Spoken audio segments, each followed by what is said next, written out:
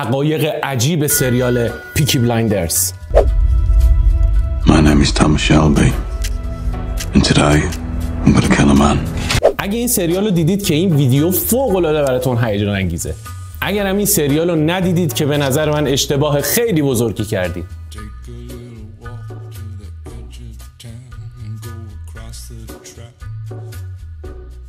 اما قبل از اینکه بریم این ویدیو رو ببینیم ممنون میشم ازتون اگر که تازه وارد کانال من شدید سابسکرایب کنید، لایک کنید و این زنگوله رو هم بزنید، کامنت هم یادتون نره. برو بریم.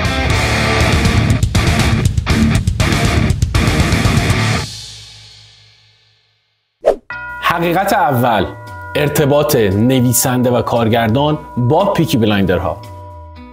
استیون نایت نویسنده و کارگردان سریال پیکی بلایندرز گفته بود که یکی از اقوام پدرش در گذشته عضو گروه پیکی بلایندرز واقعی بودن. حالا تو ادامه ویدیو من میگم که پیکی بلایندرز واقعی کیا بودن و اصلا چه شکلی بودن، چی کارا میکردن، اما خیلی از روایت‌های فصل اول مخصوصاً مربوط میشه به داستان‌هایی که پدر استیون نایت براش گفته و خاطره‌هایی که از اقوامش که توی پیکی بلایندرز بودن شنیده. البته توی سریال یه ذره پیازا قضیه رو زیاد کرده چون واقعاً پیکی بلایندرز اصلاً انقدر قدرتمند و خفن نبودن. حقیقت دوم، شخصیت‌های واقعی سریال. من خودم خیلی دوست دارم وقتی یه سریال یا فیلمو میبینم ببینم که کاراکترهای اون فیلم و سریال آیا تو واقعیت هم وجود دارن یا نه.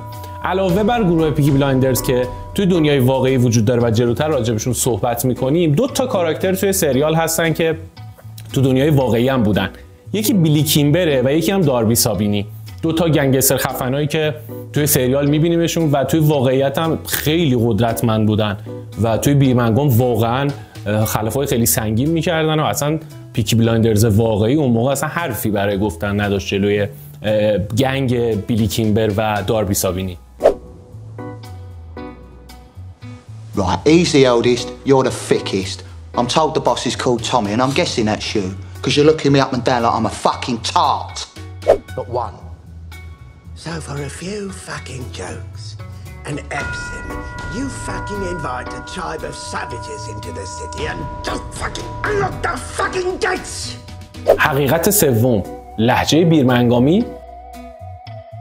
همونجور که میدونید سریال توی بیرمنگام اتفاق میفته و طبیعتاً بازیگران باید لهجه بیرمنگامی داشته باشن. هلن مکروری یا همون نقش عمه پالی که توی سریال بود لهجه بیرمنگامی نداشت و خیلی سخت میتونه صحبت کنه. چیکار کرد؟ رفت آهنگای آزی آزبورن رو گوش داد. آزی آزبورن یکی از خواننده‌های مورد علاقه خودم هم هست، خواننده خفن درجه 1 انگلیسیه و خب توی آهنگاش با لهجه بیرمنگامی میخونه و صحبتاش هم با همون لهجه است. خود هلن گفته که من به خاطر اینکه لهجه بیرمنگامی خوب بشه کلی از آهنگای آزی آزبورن رو گوش دادم، رادیو بیرمنگام رو هر روز گوش میدادم که بتونم این لهجه رو تقلید کنم و خیلی هم خوب از پسش بر اومد. و همونجور هم که میدونید هلن توی 53 سالگی به علت سرطان از دنیا رفت و BBC هم اومد یه کلیپ خیلی خفنی درست کرد برای گرامی داشته هلن. Look at the gun. Recognize it? Welcome to the family.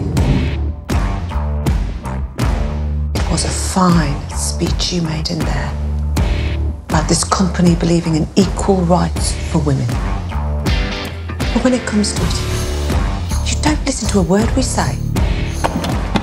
We don't need more fucking men! Obviously didn't teach you well enough. حقیقت چهارم، ایرلندی صحبت کن. علاوه بر هلن که روی لهجهش کار کرد، سم نیل کارگاه سریال هم باید با لهجه ایرلندی صحبت میکرد. خودش ایرلندیه، ایرلند به دنیا آمده، تا 7 سالگی هم توی ایرلند بوده اما بعد به نیوزلند مهاجرت کردن و کلا لهجه ایرلندیش یادش رفته بود و اونم از لیام نیسون کمک گرفت. لیام نیسون که بازیگر ایرلندیه و خیلی هم بازیگر خفنیه، لهجه ایرلندی رو از لیام نیسون کمک گرفت که بتونه توی سریال پیاده کنه. And like maggots have left to swell, they will eventually swarm like flies and spread their rotten philosophy across the country and across the world. Those then are our enemies. حقیقت پنجم، برادران کل. جان شلبی و مایکل گری دو تا از کاراکتر سریال پیکی بلایندرز در واقعیت با هم برادرن، جو کول و فین کول، که این اولین باری هم نیست که توی یه فیلم یا سریال دارن با هم بازی میکنن. سال 2012 هم توی یه فیلم به اسم آفندر با هم دیگه هم بازی بودن. حقیقت ششم، مشروب و سیگار. یه نکته خیلی خفنی که خیلی هم سر و صدا کرد و همه جا پیچید راجع به مشروب و سیگاری بود که توی سریال هست. کیلیان مورفی تقریبا 3000 نخ سیگار کشید توی پروسه سریال و خب همه کف کرده بودن که بابا چقدر این سیگار میکشه. اما توی مصاحبه گفتش که، البته کارگردان گفت، استیون نایت گفتش که این سیگار گیاهیه، یعنی نه قطران داره نه نیکوتین داره و اصلا ضرری هم نداره. جالب خود کیلیان مورفی اصلا سیگاری نیست. در مورد ویسکیایی هم که میخوردن توی سریال، اونا یه آب میوه، یعنی ترکیبی از آب میوه طبیعی بود که به اون شکل و رنگ در آمده بود، وگرنه واقعا هر کی اون حجم سیگار و ویسکی رو مصرف میکرد میترکید دیگه تا آخر سریال. حقیقت هفتم، انفجارهای سریال. جالبه بدونید تمام انفجارهایی که توی فصل 1 و 2 اتفاق میفته همشون واقعی هن و اصلا از جلوه‌های ویژه استفاده نشده، با اینکه خب این اتفاق خیلی میتونه برای بازیگر خطرناک باشه، اما استیون نایت ترجیح داده واسه طبیعی تر شدن سکانس های انفجار از مواد منفجره واقعی استفاده کنه. To climb out exactly the same way you climbed in, okay? No, not fair!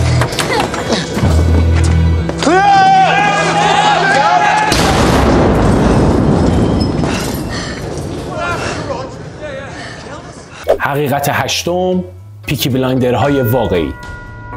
گروه پیکی بلایندرز اواخر قرن 19 و بعد از جنگ جهانی اول قدرت گرفتن. قدرت که البته یه نیمچه قدرتی گرفتن، واقعا اون چیزی که تو سریال میبینیم نیست و بیشتر کاراشون هم دزدی بود و خورده دزدی و خورده کارهای خلاف انجام میدادن، برعکس چیزی که تو سریال نشون میده که خیلی گنگسترن و خیلی خفنن و اسلحه و فلان. نه، واقعا اونجوری نبوده و یه بازه، یه قدرت خوبی توی بیرمنگام به دست میارن، اما بعدش یه گروهی به اسم بیرمنگام بویز که رهبرشون بیلی کیمبر بود که توی سریال هم بهش اشاره شده، بیلی کیمبر میاد کلا هرچی گنگسترن تو بیرمنگام قلع و قم میکنه و قدرت کامل دستش میگیره.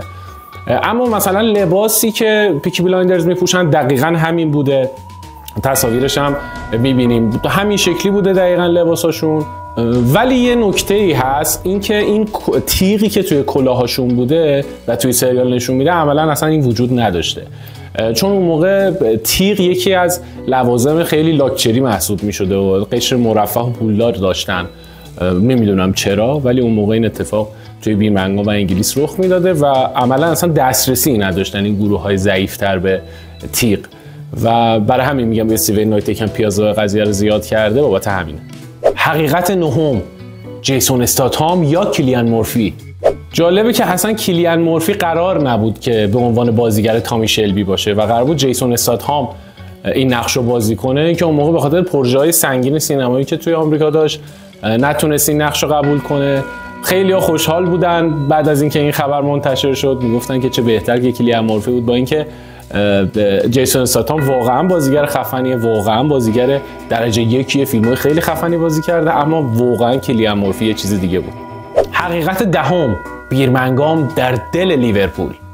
درسته که تمام اتفاقات سریال داره توی شهر بیرمنگام میفته، اما لوکیشن فیلمبرداری شهر لیورپول بوده. چرا؟ چون لیورپول بافت سنتی خیلی داره، بافتای سنتی که خیلی شبیه به انگلیس قدیمه و خیلی شبیه به بیرمنگام قدیمه. یعنی الان در حال حاضر بیرمنگام اونقدر شبیه بیرمنگام قدیمی نیست که چی میگم یه بار دیگه. چون شهر لیورپول بافتای سنتی زیادی داره از نظر شهری و خیلی شبیه انگلیس قدیمه، برای همین فکر کنم بیش از 90% لوکیشن هایی که فیلم برداری شده توی شهر لیورپوله. حقیقت 11، ساعت‌های فیلم برداری. یه نکته جالبی که راجع به سریال هست اینه که صحنه هایی که فیلم برداری شده توی ساعت هایی هست دقیقاً که اون سکانس اتفاق افتاده. یعنی مثلا اگه توی سکانس تامی شلبی 4 صبح بیدار شده و داره صحبت میکنه یا هر کاری انجام میده، تو واقعیت هم همون هلوهوش 4 صبح فیلمبرداری انجام شده، به خاطر اینکه بخوام خیلی طبیعی‌تر اون حس و حال و اون فضا رو ایجاد بکنن. یکی از صحنه‌ها دقیقاً همینجوریه دیگه، 4 صبح زمستون به شدت هم سرده ولی خیلی حس خوبی از اون سکانس میگیریم. حقیقت 12ام دیوید بکام و پیکی بلایندرز.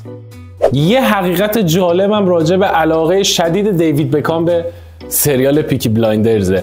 همونجور که میدونید دیوید بکام یه مدتیه که زده تو کار مد و لباس و یه کمپانی داره که یه برندی داره که لباس تولید میکنه و از اونجایی که به شدت طرفدار سریال پیکی بلایندرز بود، اومد یه خط تولیدی زد برای لباس‌های پیکی بلایندرز.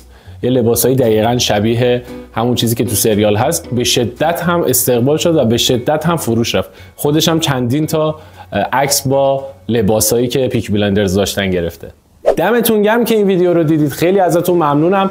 حقایق سریال شرلوک هم من قبلا ویدیوشو گذاشتم، میتونید از اینجا ببینید و نظراتتون رو حتما برای من بنویسید. خیلی خوشحال میشم که سابسکرایب کنید کانال منو و این زنگوله رو هم بزنید که از آخرین ویدیوهایی که من منتشر میکنم مطلع بشید. دمتون گرم.